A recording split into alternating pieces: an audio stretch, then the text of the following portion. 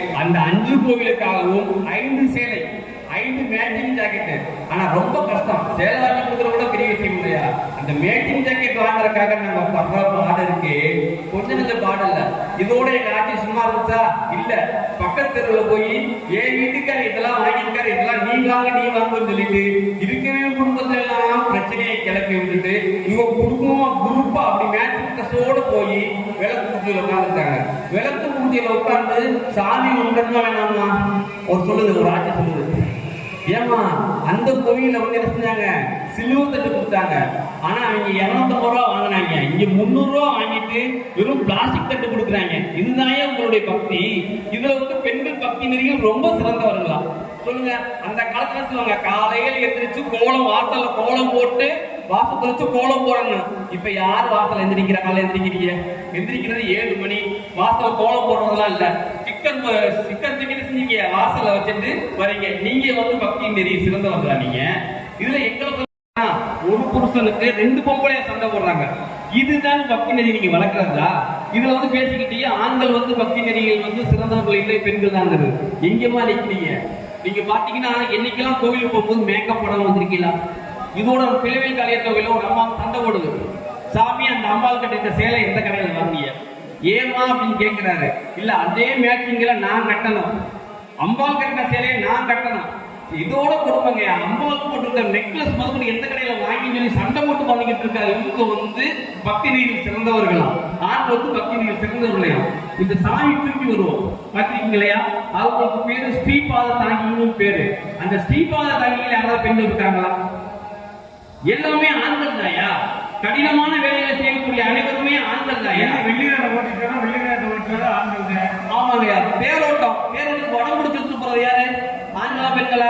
அப்படி இல்ல. காலார் கோயில் இருக்குது என்ன, சோமேஸ்வரர் வந்து ஓட்டையில் ஆண்கள் இருக்கிறாரு. அதே இது சௌந்தரநாயகர்கள் பெண்களும் போறாங்க. காலார் தேர்லாம் அதிகப்படியா இருக்கிறது யாரையா? ஆண்கள் தான் அதிகப்படியா இருக்கிறாங்க. ஒண்ணும் நம்ம குன்றக்குடியில இருந்து பழனிக்கு பாத யாத்திரை போகும்போது காவடி எடுத்து போறது யாரு? ஆண்களா பெண்களா? ஆண்கள் தான் காவடி எடுத்து போயிருக்காங்க. பக்தி நெறியில் சிறந்தவர்கள் ஆண்கள் மட்டும்தான். அதெல்லாம் வெள்ளி செவ்வாய் ராகுகால பூஜைன்னு ஒரு புதுசா கண்டுபிடிச்சிட்டு இந்த 10-15 வருஷமா படுத்துற பாடு இருக்கு, கொஞ்சம் கொஞ்சம்லாம் கிடையாது.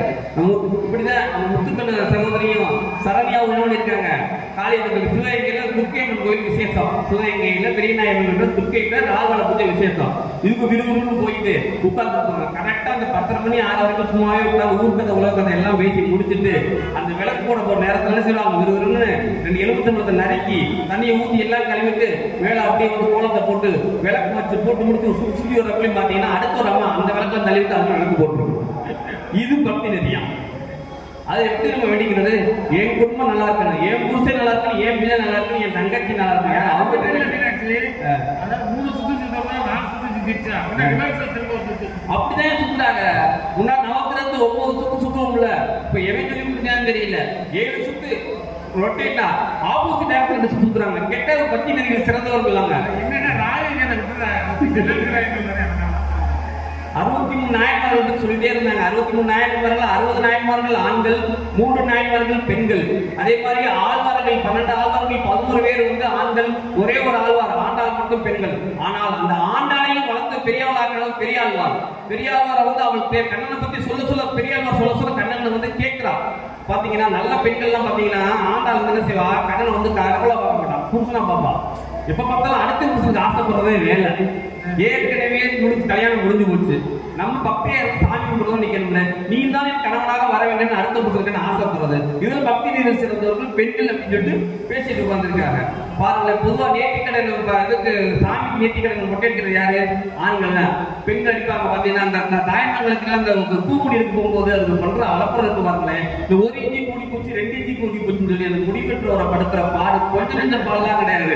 அம்மா நீ முடி கொடுத்தா போது கொடுக்காட்டி போ அப்படிங்கிற அளவுக்கு அவ்வளவு சண்டை கொடுத்துட்டு இருக்காங்க. இதுல வந்து பக்தி நெறியில் சிறந்தவர்கள் பெண்கள் அப்படின்னு சொல்லிட்டு பேசிட்டு போயிடறாங்க. ஐயா பாத்தீங்கன்னா எலுமிச்சம்பழம் விளக்கு, வாழைப்பழ விளக்கு, தேங்காய் விளக்கு, பூசணிக்காய் விளக்கு, என்னென்ன விளக்கு இருக்கோ சொல்ல முடியாத விளக்கெல்லாம் போட்டு கடைசியில அந்த கோயிலே டஸ்ட் ஆக்கி அதையும் போட்டு போயிடுறது, எடுத்து சுத்தப்படுத்துறதுலாம் கிடையாது. இதுல வந்து இவங்க வந்து பக்தி நெறியில் சிறந்தவர். இப்படிதான் முத்துக்கண்ண சாமி கூட போகும்போது வேண்டிட்டு இருக்காங்க வீட்டுக்காரத்தை. இந்த வருஷம் வந்து மறுபடியும் நீங்க வந்து ஏற்கனவே 9 வருஷம் உப்புக்குள்ள இறங்கிட்டீங்க, 10ஆம் வருஷம் உப்புக்குள்ள இறங்கணும் அப்படின்னு சொல்லி, எதுக்குமா நான் நம்ம கூட என் குடும்பத்துக்கு தாங்க சொல்றேன்னு சொன்னேன். அவரும் சரி உப்புக்குள்ள இறங்கிட்டாரு. அடுத்து வந்து உங்களுக்கு மொட்டை அடிக்கிறேன்னு மொட்டை அடிச்சுக்கிட்டாரு. அதுக்கப்புறம் வந்து பரவாக்கபடி எடுக்கணும்னு சொன்னே மனசு யோசிச்சுட்டாரு. உடனே வீட்டுல போன் பண்றாங்க, முத்துக்கண்ணு வந்து அவங்க அம்மாவுக்கு போன் பண்றாங்க.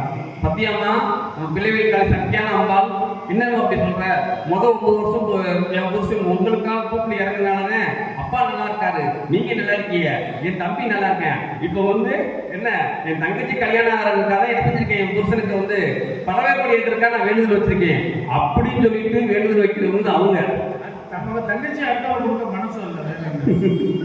அப்படிதான் போயிட்டு இருக்கு பக்தி. என்னைக்குமே செய்யும் பழிக்கடை பத்தின ஆண்கள் தான். பழிக்கடை வந்து ஆண்கள் கிராமம் தான் வந்து பழியா வெட்டுவாங்களே தவிர பெண் குட்டி